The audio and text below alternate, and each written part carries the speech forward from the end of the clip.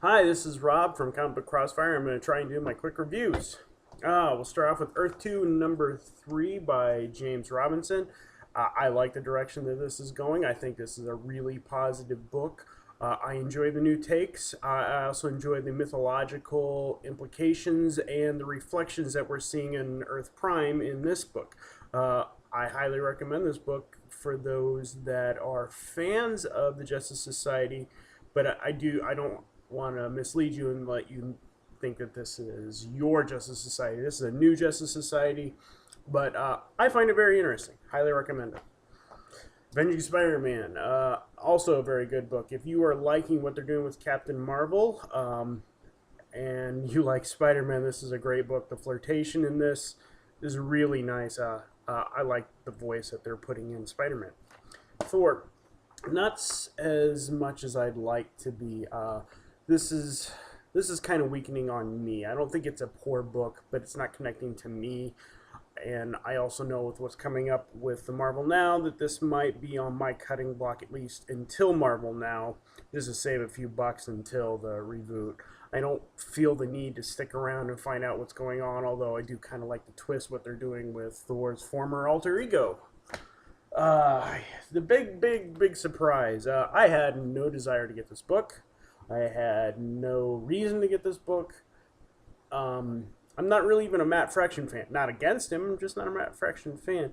But with the recommendation of Tracy, along with a billion other people on the internet, as well as many podcasts, this is an outstanding book. This is outstanding. It feels like it's, I would put it in the same vein as Batman Year One, only with a Marvel character. This is a really good book. I'd say this might be my pick of the month. This is a really nice book. Justice League.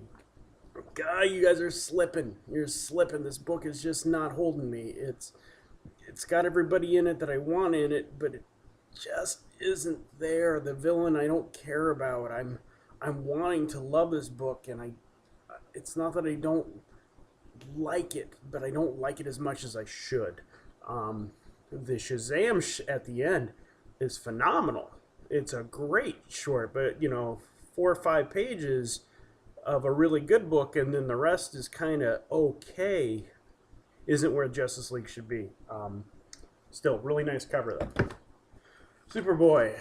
I'm done. This was it. This was the last issue. Done. Bye, Superboy. Animal Man going strong. Can't complain. Animal Man's looking really nice. I'm looking forward to the crossover with Swamp Thing. I like what they're doing. I also kind of... this is just a really good book. If you're not picking it up already, you're an idiot. There, I said it. Batman, the conclusion of the Court of Owls story. And we learned that the brother may have been a red herring, may not have been a red herring. It was kind of like the end of Hush, where we learned that that Jason Todd is back, but he isn't back, but he is back, but he isn't back, depending on who you ask. So I kind of have the same feel, like maybe we were let off the hook, but I guess we'll find out in months to come. All-Star Western, it's slipping. It's slipping. This used to be one of my all-time favorites of the DC 52. It's still a good book. It's a solid book, but it doesn't yank my head off like it had in previous months. It feels really forced to the Court of Owls, and I think if it hadn't felt so forced to that, I still love the character of Arkham, the relationship of Jonah Hex, and I can't remember her name off the top of my head, but it's really a cool relationship.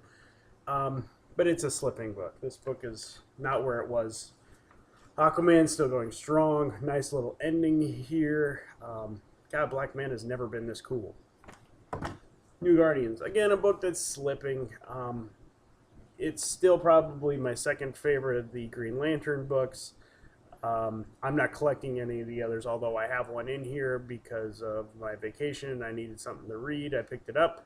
But this book is not where it was a couple months ago either. Action. Oh, the sad news that we're losing Grant. Who's going to replace Grant? Nobody's going to fill those shoes. This is such a good story, and with how poor the Superman title is doing, I'm really worried that we're going to lose the only good voice of Superman in the New 52. Captain Marvel, I've heard both good and bad.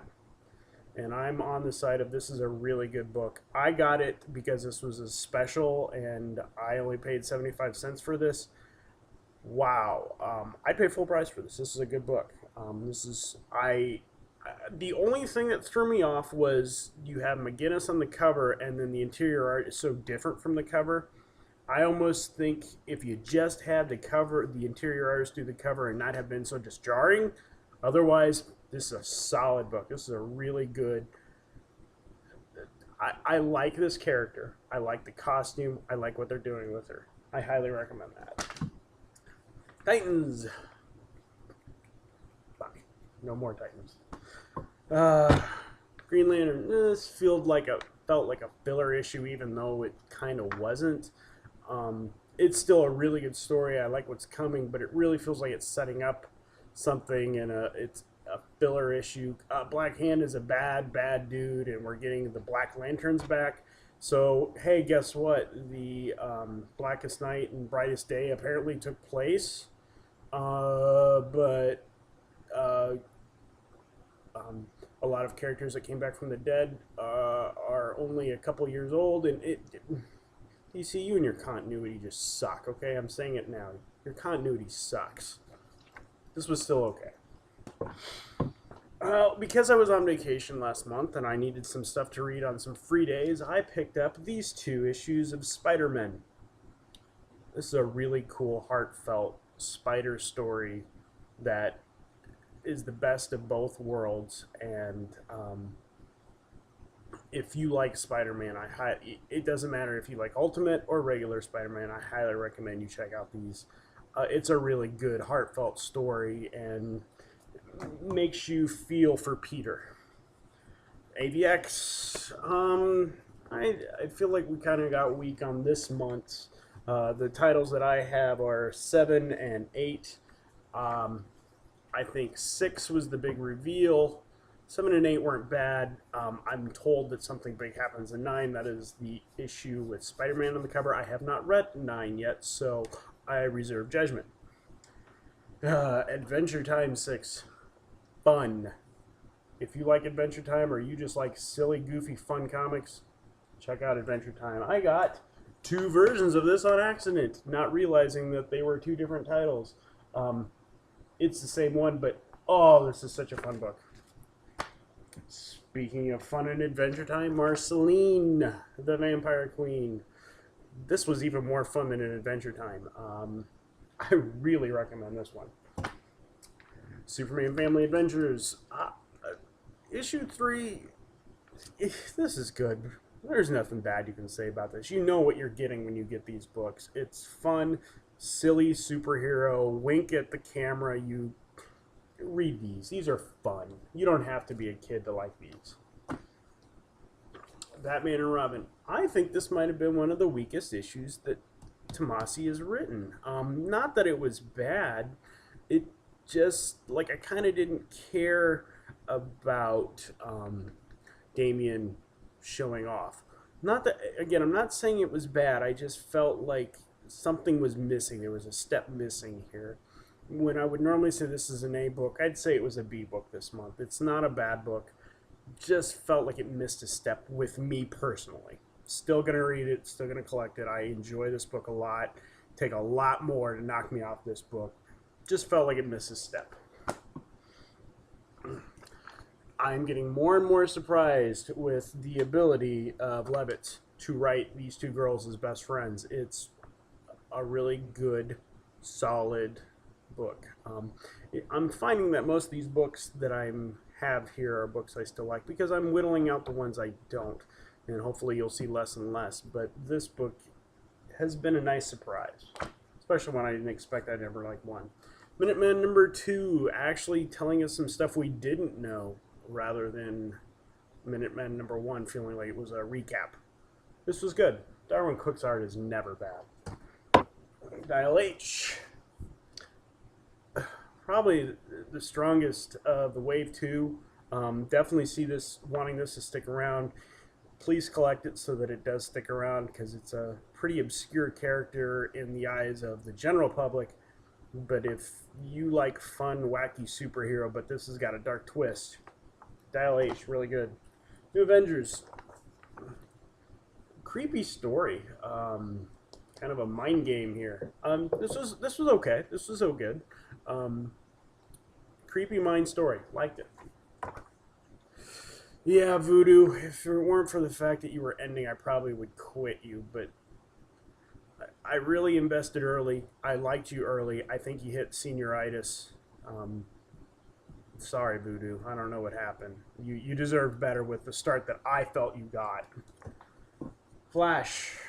Better than last month, but it still feels like we're missing something. Manipul's art not being there might be part of it. We got a Manipul cover, but yeah, it just feels like we're missing this step. This isn't the strong Flash we knew of a couple months ago. Okay, read the title. Secret of the Suit Revealed. The secret of the suit revealed. The only thing that was revealed in this issue was that his t-shirt turns into the body armor, which was revealed like 3 months ago in action. So there's nothing revealed in this book. This book is so piss poor. If it weren't for the fact that I'm a diehard Superman fan, I don't think I would collect this. In fact, I'm really on the verge of not. But I'm going to see what Scott Lobdell does with his run. I'm giving him 1 issue. If that issue isn't stellar, I'm done. Because Superman has been lame and he deserves better. Green Lantern Corps. Again, I haven't really been caring about this book. I picked it up because I was on vacation and needed something to read. And thought, hey, at least know what the general idea of going on in this. Nothing too surprising or really worthwhile happened. I had dropped Fantastic Four not because it was poor, but because I felt I was at a stopping point, and I knew with Hickman's, I was at a stopping point on Hickman's big finale, and I know he's got a little more to say, but I didn't want to keep tagging along when I knew he was leaving. But again, vacation, and I needed stuff to read, so I picked up 3 issues, and he's good. You can't ever say anything bad about Hickman's run. There's nothing wrong with those. If you like Hickman, you'll like those 3 issues. Another monster surprise. There was a big deal on DCBS, so I threw a buck in, and I got He-Man and the Masters of the Universe written by James Robinson. This is the most unique take on He-Man ever. He's not a prince. He's a woodsman's son, and there is no kingdom. It's very weird.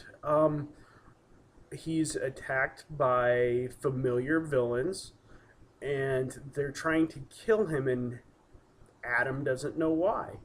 And he's on a quest, and he just knows he has to go on this quest, and it's very Sword in the Stone type feel. He keeps having dreams. I really liked this take. This was a very unique take on He-Man and the Masters of the Universe. Philip Tan's art was okay. I'm not a huge fan of his art, but it didn't sway me away from it. But if you have an inkling to try this, it's not the He-Man you know. And DC, you really surprised me with this. This was a nice read. James Robinson, well done. You can never go wrong with Wonder Woman in the New 52. She's been solid. This is never bad. This book is just good art, good story. I care what's going on. Solid. My last 2 are things that I probably will review at a later time, but I'd at least like to mention that I bought them. Batman Earth 1 and Squadron Supreme, the graphic novel collecting the miniseries that came out before Watchmen and Dark Knight Returns. I plan on talking extensively about Squadron Supreme because I do see some dark notes that would later be prominent in DC's universe and in comics in general. Anyway, I think that's it for my quick reviews. Thanks for watching. Oh, last month I'm getting this one too. I don't know why this wasn't on the pile. This sucked. Sorry. Anyway, thanks for watching, and hope to see you next time. Good night. If I can stop it.